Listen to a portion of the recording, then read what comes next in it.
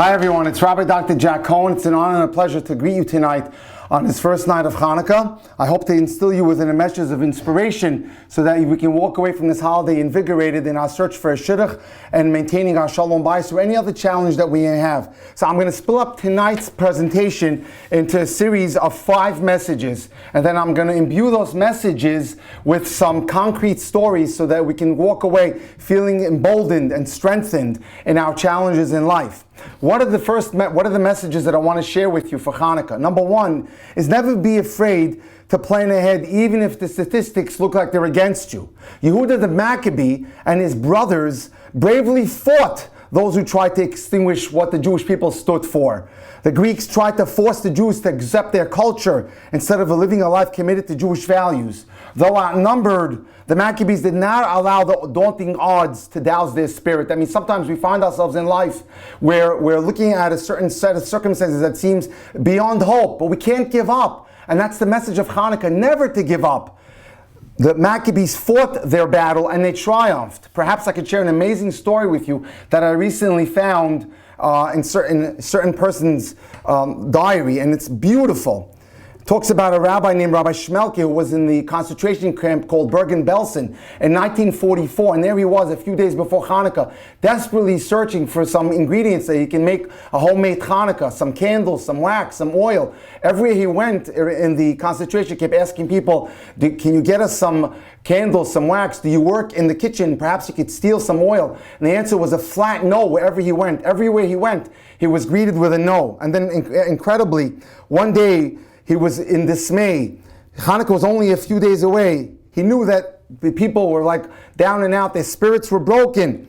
And the day before Hanukkah, Shmelke was at work at his, quote, other job. Unfortunately, what was his other job? He had to remove dead bodies from the barracks. And he was at the end of one of the barracks in the concentration camp in Bergen-Belsen. While he walked across that frozen tundra in the field, his foot got caught in a small hole in the frozen earth. And he almost fell.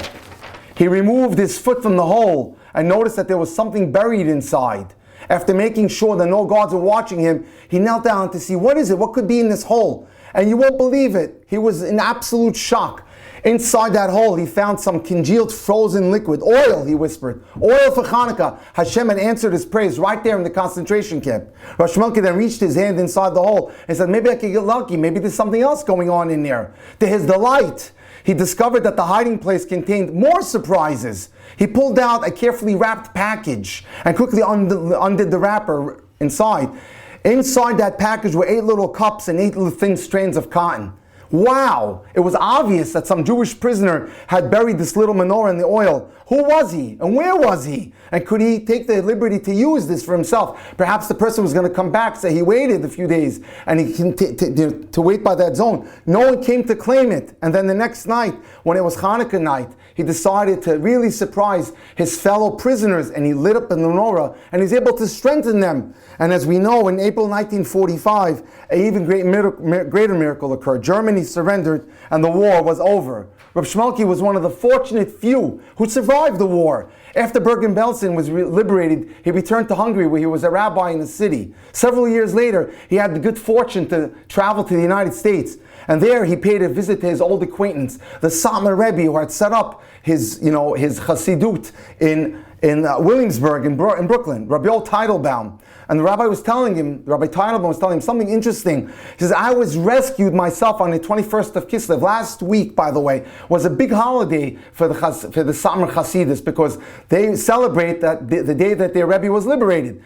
If we know the calendar, 21 of Kislev is 4 days before Hanukkah, because Hanukkah is the 25th of Kislev. And the Satmar Rebbe is telling him, before I found out that I was rescued, I came up with a plan in which I made provisions for Hanukkah. I bribed several camp officials, put together a package of oil, cups, and wicks, which I then buried in the field in Bergen-Belsen.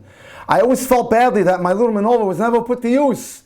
And Reb Shmelke heard this story and he was amazed. He says, you won't believe it. Your menorah, Rebbe, was used. It dispelled the darkness for hundreds of Jews as I lit it for them and helped many survive the war.